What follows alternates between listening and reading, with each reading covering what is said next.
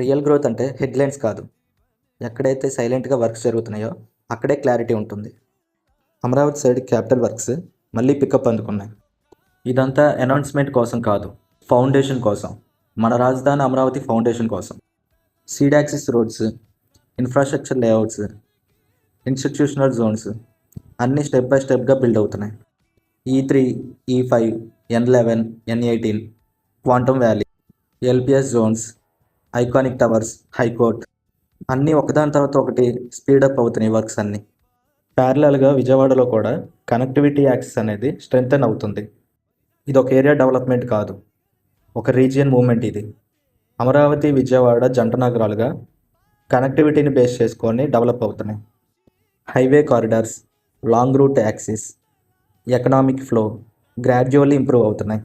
Growth అంటే sudden jump కాదు, evidence స్లోగా ఉంటుంది, మార్కెట్ రెస్పాన్స్ తర్వాత ఉంటుంది.